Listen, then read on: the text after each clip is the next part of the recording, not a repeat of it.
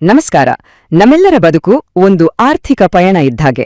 ಆದ್ರೆ ಆ ಪಯಣಕ್ಕೆ ನಮ್ಮ ಹತ್ರ ಒಂದು ಸ್ಪಷ್ಟವಾದ ರೋಡ್ ಮ್ಯಾಪ್ ಅಂದ್ರೆ ಒಂದು ದಾರಿ ನಕ್ಷೆ ಇದೆಯಾ? ಇವತ್ತು ನಾವು ಡಾಕ್ಟರ್ ಸುಧೀಂದ್ರ ಎಸ್.ಜಿ. ಅವರ ಚಿಂತನೆಗಳನ್ನೇ ಆಧಾರವಾಗಿ ಇಟ್ಕೊಂಡು ನಮ್ಮ ಹಣಕಾಸಿನ ಭವಿಷ್ಯಕ್ಕೆ ಒಂದು ಗಟ್ಟಿಯಾದ ಮಾರ್ಗಸೂಚಿಯನ್ನ ಹೇಗೆ ರೆಡಿ ಮಾಡ್ಕೋಬಹುದು ಅಂತ ನೋಡೋಣ. ಸರಿ ಬನ್ನಿ, ಈ ಒಂದು ಸಿಂಪಲ್ ಪ್ರಶ್ನೆಯಿಂದ ಶುರು ಮಾಡೋಣ. ನಾವೆಲ್ಲ ನಮ್ಮ ಕನ್ಸುಗಳಿಗೋಸ್ಕರ ಪ್ರತಿದಿನ ಕಷ್ಟಪಟ್ಟು ದುಡಿತೀವಿ, ನಿಜ ತಾನೆ?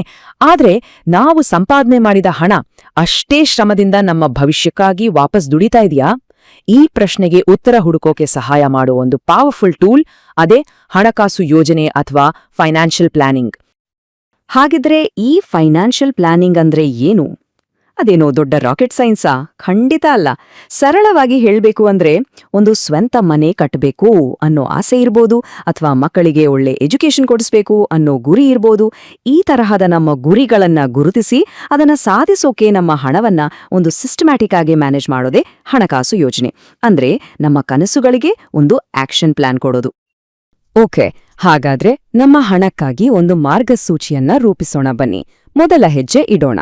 ನೋಡಿ, ಇವತ್ತಿನ ದಿನಗಳಲ್ಲಿ ಫೈನಾನ್ಷಿಯಲ್ ಪ್ಲಾನಿಂಗ್ ಅನ್ನೋದು ಕೇವಲ ಒಂದು ಆಪ್ಷನ್ ಅಲ್ಲ, ಅದೊಂದು ಅನಿವಾರ್ಯತೆ. ಯಾಕೆ ಇದು ಇಷ್ಟೊಂದು ಮುಖ್ಯ?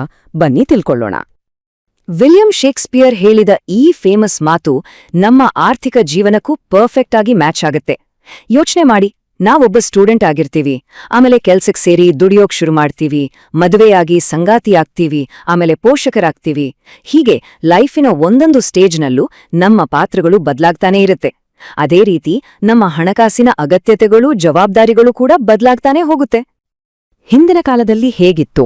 ಅವಿಭಕ್ತ ಕುಟುಂಬಗಳು ಅಂದ್ರೆ ಜಾಯಿಂಟ್ ಫ್ಯಾಮಿಲಿಗಳು ಒಂದ್ ರೀತಿ ಫೈನಾನ್ಷಿಯಲ್ ಸೇಫ್ಟಿ ನೆಟ್ ತರ ಇತ್ತು ಅಲ್ವಾ? ಆದ್ರೆ ಇವತ್ತು ಪರಿಸ್ಥಿತಿ ಹಾಗಿಲ್ಲ. ಇನ್ವೆಸ್ಟ್ ಮಾಡೋಣ ಅಂದ್ರೆ ನೂರಾರು ಆಪ್ಷನ್ಸ್. ಯಾವುದು ಸರಿ ಅಂತ ನಿರ್ಧಾರ ಮಾಡೋದೇ ಒಂದು ದೊಡ್ಡ ಚಾಲೆಂಜ್. ಜೊತೆಗೆ ನಮ್ಮ ಲೈಫ್ ಸ್ಟೈಲ್ ಕೂಡ ಚೇಂಜ್ ಆಗಿದೆ. ಎಲ್ಲಕ್ಕಿಂತ ಮುಖ್ಯವಾಗಿ ಹಣದುಬ್ಬರ, ಇನ್ಫ್ಲೇಷನ್ ಅಂತೀವಲ್ಲ, ಅದು ನಮ್ಗೆ ಗೊತ್ತೇ ಆಗದ ಹಾಗೆ ನಮ್ಮ ಉಳಿತಾಯದ ಮೌಲ್ಯವನ್ನ ದಿನೇ ದಿನೇ ಕಡಿಮೆ ಮಾಡ್ತಾ ಇರುತ್ತೆ. ಸೊ ಈ ಎಲ್ಲ ಕಾರಣಗಳಿಂದ ಪರ್ಸನಲ್ ಫೈನಾನ್ಷಿಯಲ್ ಪ್ಲಾನಿಂಗ್ ಇವತ್ತು ತುಂಬಾನೇ ಮುಖ್ಯ. ಸರಿ, ಈಗ ಈ ಇಡೀ ವಿಶ್ಲೇಷಣೆಯ ಒಂದು ಪ್ರಮುಖ ಭಾಗಕ್ಕೆ ಬರೋಣ. ಅದೇ ನಮ್ಮ ಆರ್ಥಿಕ ಜೀವನದ ಬೇರೆ ಬೇರೆ ಹಂತಗಳು. ನಮ್ಮ ಲೈಫನ್ನ ಶೇಕ್ಸ್ಪಿಯರ್ ಹೇಳಿದ ಹಾಗೆ 7 ಆರ್ಥಿಕ ಅಂಕಗಳಾಗಿ ನಾವು ನೋಡಬಹುದು. ಇಲ್ಲಿ ನೋಡಿ, ನಮ್ಮ ಸಂಪೂರ್ಣ ಆರ್ಥಿಕ ಪಯಣದ ಒಂದು ನಕ್ಷೆನೇ ಇದೆ. ನಾವು ಓದುತ್ತಿರುವ, ಕಲಿಯುವ ಹಂತದಿಂದ ಹಿಡಿದು ರಿಲ್ಯಾಕ್ಸ್ ಆಗಿರುವ ನಿವೃತ್ತಿ ಹಂತದವರೆಗೆ. ಯೋಚಿಸಿ ನೋಡಿ, 25ನೇ ವಯಸ್ಸಿನಲ್ಲಿ ಒಂದು ಬೈಕ್ ತಗೊಳ್ಳೋದು ನಮ್ಮ ದೊಡ್ಡ ಕನಸಾಗಿರಬಹುದು. ಅದೇ 45ನೇ ವಯಸ್ಸಿನಲ್ಲಿ ಮಕ್ಕಳ ಎಜುಕೇಷನ್ ನಮ್ಮ ಪ್ರಮುಖ ಗುರಿಯಾಗಿರುತ್ತೆ.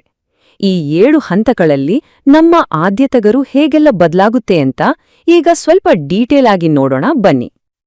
ಓಕೆ, ನಮ್ಮ ಪಯಣದ ಮೊದಲ 3 ಹಂತಗಳನ್ನ ನೋಡೋಣ. ಈ ಸ್ಟೇಜ್ಗಳಲ್ಲೇ ನಾವು ನಮ್ಮ ಆರ್ಥಿಕ ಭವಿಷ್ಯಕ್ಕೆ ಒಂದು ಸ್ಟ್ರಾಂಗ್ ಫೌಂಡೇಶನ್ ಹಾಕಬೇಕಾಗತ್ತೆ. ನೋಡಿ, ನಮ್ಮ ಆಸೆಗಳಲ್ಲಿ 2 ರೀತಿ ಇರುತ್ತೆ.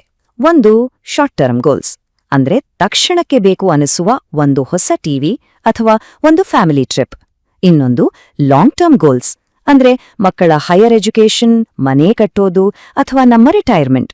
ಒಂದು ಒಳ್ಳೆ ಪ್ಲಾನಿಂಗ್ ಈ 2 ತರಹದ ಗುರಿಗಳನ್ನ ಬ್ಯಾಲೆನ್ಸ್ ಮಾಡ್ಕೊಂಡು ಹೋಗೋಕೆ ಹೆಲ್ಪ್ ಮಾಡುತ್ತೆ. ನಾವು ಇನ್ವೆಸ್ಟ್ಮೆಂಟ್ ಬಗ್ಗೆ ಮಾತಾಡುವಾಗ ರಿಸ್ಕ್ ಪ್ರೊಫೈಲ್ ಅನ್ನೋ ಪದವನ್ನ ಕೇಳಿರ್ತೀವಿ. ಅಂದ್ರೇನು? ಸಿಂಪಲ್ ಆಗಿ ಹೇಳೋದಾದ್ರೆ, ಇದು ನಮ್ಮ ಆರ್ಥಿಕ ಧೈರ್ಯವನ್ನ ಅಳೆಯೋ ಒಂದು ಮಾಪಕ. ಜಾಸ್ತಿ ಲಾಭ ಮಾಡೋಕೆ ಎಷ್ಟು ರಿಸ್ಕ್ ತಗೊಳ್ಳೋಕೆ ನಾವು ರೆಡಿ ಇದೀವಿ ಅನ್ನೋದೇ ರಿಸ್ಕ್ ಪ್ರೊಫೈಲ್. ಇದು ನಮ್ಮ ವಯಸ್ಸು, ಆದಾಯ, ಜವಾಬ್ದಾರಿಗಳು, ಹೀಗೆ ಹಲವು ವಿಷಯಗಳ ಮೇಲೆ ಡಿಪೆಂಡ್ ಆಗಿರುತ್ತೆ. ಈ ಚಾರ್ಟ್ ನೋಡಿ, ಒಂದು ಇಂಟ್ರೆಸ್ಟಿಂಗ್ ವಿಷಯ ಗೊತ್ತಾಗುತ್ತೆ.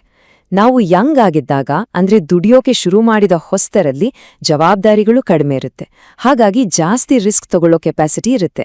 ಆದ್ರೆ ವಯಸ್ಸಾದಾಗೆ, ಜವಾಬ್ದಾರಿಗಳು ಹೆಚ್ಚಾದಾಗೆ ನಮ್ಮ ರಿಸ್ಕ್ ತಗೊಳ್ಳೋ ಕೆಪಾಸಿಟಿ ಸಹಜವಾಗಿಯೇ ಕಡಿಮೆ ಆಗುತ್ತೆ.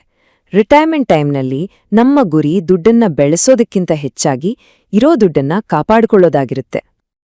ವೆಲ್, ಮಾರುಕಟ್ಟೆಯಲ್ಲಿ ಸಾವಿರಾರು ಫೈನಾನ್ಷಿಯಲ್ ಪ್ರಾಡಕ್ಟ್ಸ್ ಇರಬಹುದು.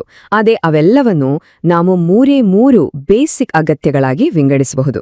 ಭವಿಷ್ಯದ ಗುರಿಗಳಿಗಾಗಿ ಉಳಿತಾಯ ಅಂದ್ರೆ ಸೇವಿಂಗ್ಸ್, ಲೈಫ್ನಲ್ಲಿ ಬರೋ ಅನಿರೀಕ್ಷಿತ ಘಟನೆಗಳಿಂದ ರಕ್ಷಣೆಗೋಸ್ಕರ ವಿಮೆ ಅಂದ್ರೆ ಇನ್ಶೂರೆನ್ಸ್, ಮತ್ತು ನಮ್ಮ ಸಂಪತ್ತನ್ನ ಬೆಳೆಸೋಕೆ ಹೂಡಿಕೆ ಅಂದ್ರೆ ಇನ್ವೆಸ್ಟ್ಮೆಂಟ್ ಅದರಲ್ಲೂ ಮದುವೆಯಾಗಿ ಸಂಗಾತಿ ಹಂತಕ್ಕೆ ಬಂದಾಗ ಇನ್ಶೂರೆನ್ಸ್ನ ಪ್ರಾಮುಖ್ಯತೆ ತುಂಬಾ ಜಾಸ್ತಿ ಆಗುತ್ತೆ. ಸರಿ, ಈಗ ನಮ್ಮ ಆರ್ಥಿಕ ಪಯಣದ ಮಿಡಲ್ ಸ್ಟೇಜ್ಗೆ ಬರೋಣ. ಪೂರೈಕೆದಾರ ಹಂತ. ಇದು ನಮ್ಮ ದುಡಿಮೆಯ ಪೀಕ್ ಸ್ಟೇಜ್. ಆದ್ರೆ ಜವಾಬ್ದಾರಿಗಳ ಭಾರ ಕೂಡ ಅಷ್ಟೇ ಹೆಚ್ಚಾಗಿರೋ ಸಮಯ. ನಮ್ಮ ಭಾರತೀಯ ಸಮಾಜದಲ್ಲಿ ಪೂರೈಕೆದಾರ ಹಂತದಲ್ಲಿರುವ ಹೆಚ್ಚಿನ ಪೋಷಕರ ಅತಿದೊಡ್ಡ ಕನಸು ಮತ್ತು ಆರ್ಥಿಕ ಗುರಿ ಅಂದ್ರೆ ತಮ್ಮ ಮಕ್ಕಳ ಹೈಯರ್ ಎಜುಕೇಷನ್ ಮತ್ತು ಅವರ ಮದುವೆಯ ಖರ್ಚುಗಳನ್ನ ಚೆನ್ನಾಗಿ ನಿಭಾಯಿಸೋದು. ಇದಕ್ಕೆ ಲಾಂಗ್ ಟರ್ಮ್ ಮತ್ತು ತುಂಬಾನೇ ಡಿಸಿಪ್ಲಿನ್ಡ್ ಪ್ಲಾನಿಂಗ್ ಬೇಕೇ ಬೇಕು. ಹಣದುಬ್ಬರ ಅಥವಾ ಇನ್ಫ್ಲೇಷನ್ ಇದೊಂದು ರೀತಿ ಕಣ್ಣಿಗೆ ಕಾಣದ ಶತ್ರು ಇದ್ದ ಹಾಗೆ. ಇದು ವಸ್ತುಗಳ ಬೆಲೆಯನ್ನ ಜಾಸ್ತಿ ಮಾಡುತ್ತೆ.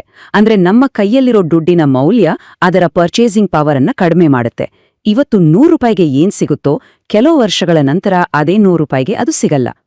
ಇದರ ಎಫೆಕ್ಟ್ ಎಷ್ಟು ಸೀರಿಯಸ್ ಆಗಿರತ್ತೆ ಗೊತ್ತಾ? ಈ ನಂಬರನ್ನ ನೋಡಿ. 1 ಲಕ್ಷ ರೂಪಾಯನ್ನ 10 ವರ್ಷಗಳ ಕಾಲ ಬ್ಯಾಂಕ್ನಲ್ಲಿ ಸುಮ್ಮನೆ ಇಟ್ರೆ ವರ್ಷಕ್ಕೆ ಕೇವಲ 4% ಇನ್ಫ್ಲೇಷನ್ ಲೆಕ್ಕ ಹಾಕಿದ್ರೂ ಅದರ ಖರೀದಿ ಶಕ್ತಿ ಸುಮಾರು 35% ಕಡಿಮೆ ಆಗತ್ತೆ. ಅಂದ್ರೆ ನಮ್ಮ ಹಣ ನಿಂತಲ್ಲೇ ಅದರ ಮೌಲ್ಯ ಕಳ್ಕೊಳ್ಳುತ್ತೆ. ಅದಕ್ಕೇನೆ ನಮ್ಮ ಇನ್ವೆಸ್ಟ್ಮೆಂಟ್ಸ್ ಯಾವಾಗ್ಲೂ ಇನ್ಫ್ಲೇಷನ್ಗಿಂತ ವೇಗವಾಗಿ ಬೆಳೆಯೋದು ತುಂಬಾನೇ ಮುಖ್ಯ. ಈಗ ನಮ್ಮ ಪಯಣದ ಕೊನೆಯ ಹಂತಗಳ ಕಡೆಗೆ ಹೋಗೋಣ. ಇಲ್ಲಿ ನಮ್ಮ ಫೋಕಸ್ ಸಂಪತ್ತನ್ನ ಗಳಿಸೋದ್ರಿಂದ ಗಳಿಸಿದ್ದನ್ನ ಕಾಪಾಡಿಕೊಂಡು ಖುಷಿಯಾಗಿರೋದರ ಕಡೆಗೆ ಶಿಫ್ಟ್ ಆಗತ್ತೆ. ಈ ಹಂತದ ಗುರಿ ತುಂಬಾನೇ ಸ್ಪಷ್ಟವಾಗಿದೆ.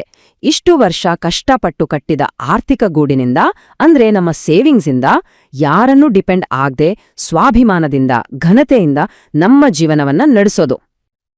ರಿಟೈರ್ಮೆಂಟ್ ಪ್ಲಾನಿಂಗ್ ಅನ್ನೋದು ಒಂದು ಕ್ಲಿಯರ್ ಆದ 3 ಹಂತದ ಪ್ರಾಸೆಸ್.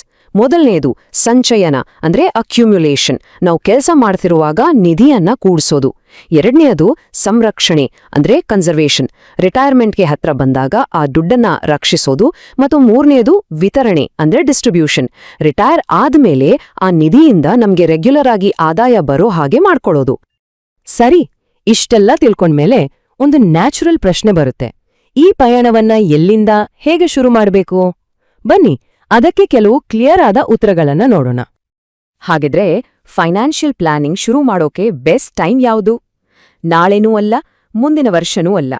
ಯಾವಾಗ ನಮ್ಮ ಕೈಗೆ ಮೊದಲ ಸಂಬಳ ಬರುತ್ತೋ ಅದೇ ಶುಭಲಗಳೇ. ಯಾಕಂದ್ರೆ ಕಾಂಪೌಂಡಿಂಗ್ನ ಪವರ್, ಅಂದ್ರೆ ಚಕ್ರಬಡ್ಡಿಯ ಶಕ್ತಿಯನ್ನ ಯಾವತ್ತೂ ಕಡಿಮೆ ಅಂದಾಜ್ ಮಾಡಬೇಡಿ. ಸಮಯದ ಜೊತೆ ನಮ್ಮ ದುಡ್ಡು ನಮಗೋಸ್ಕರ ದುಡಿದು ಬೆಳೆಯೋ ಆ ಅದ್ಭುತ ಶಕ್ತಿಯ ಲಾಭ ಎಷ್ಟು ಬೇಗ ಶುರು ಮಾಡ್ತೀವೋ ಅಷ್ಟೂ ಜಾಸ್ತಿ ಸಿಗುತ್ತೆ. ಈ 6 ಅಂಶಗಳು ನಮ್ಮ ಫೈನಾನ್ಷಿಯಲ್ ಪ್ಲಾನಿಂಗ್ನ ಟೂಲ್ ಕಿಟ್ ಇದ್ದ ಹಾಗೆ. ಡೈಲಿ ಖರ್ಚುಗಳಿಗಾಗಿ ಕ್ಯಾಶ್ ಪ್ಲಾನಿಂಗ್, ರಕ್ಷಣೆಗಾಗಿ ಇನ್ಶೂರೆನ್ಸ್, ಬೆಳವಣಿಗೆಗಾಗಿ ಇನ್ವೆಸ್ಟ್ಮೆಂಟ್, ಭವಿಷ್ಯಕ್ಕಾಗಿ ರಿಟೈರ್ಮೆಂಟ್ ಪ್ಲಾನಿಂಗ್, ನಮ್ಮ ನಂತರ ನಮ್ಮ ಆಸ್ತಿಯನ್ನ ವ್ಯವಸ್ಥಿತವಾಗಿ ಹಂಚೋಕೆ ಎಸ್ಟೇಟ್ ಪ್ಲಾನಿಂಗ್ ಮತ್ತು ಟ್ಯಾಕ್ಸ್ ಉಳಿಸೋಕೆ ಟ್ಯಾಕ್ಸ್ ಪ್ಲಾನಿಂಗ್. ಇವೆಲ್ಲವೂ ನಮ್ಮ ಆರ್ಥಿಕ ರೋಡ್ ಮ್ಯಾಪ್ನಲ್ಲಿರೋ ಇಂಪಾರ್ಟೆಂಟ್ ಟೂಲ್ಸ್. ಸರಿ, ಈ ಒಂದು ವಿಶ್ಲೇಷಣೆಯ ಮೂಲಕ ನಮ್ಮ ಆರ್ಥಿಕ ಪಯಣಕ್ಕೆ ಒಂದು ಕ್ಲಿಯರ್ ಆದ ನಕ್ಷೆ ಈಗ ನಮ್ಮ ಮುಂದಿದೆ. ಲೈಫ್ನ ಒಂದೊಂದು ಹಂತಕ್ಕೂ ಬೇಕಾದ ಮಾರ್ಗಸೂಚಿ ಇಲ್ಲಿದೆ. ಈಗ ಪ್ರಶ್ನೆ ಇರೋದು ಒಂದೇ. ಈ ಪಯಣದಲ್ಲಿ ನಮ್ಮ ಮೊದಲ ಹೆಜ್ಜೆ, ನಮ್ಮ ಮೊದಲ ಡೆಸ್ಟಿನೇಷನ್ ಯಾವ್ದಾಗ್ಬೇಕು? ಈ ಬಗ್ಗೆ ಯೋಚಿಸೋಣ. ನಮ್ಮೆಲ್ಲರ ಆರ್ಥಿಕ ಭವಿಷ್ಯದ ಮೊದಲ ಹೆಜ್ಜೆಯನ್ನ ಇವತ್ತೇ ಇಡೋದು ಒಳ್ಳೇದಲ್ವಾ?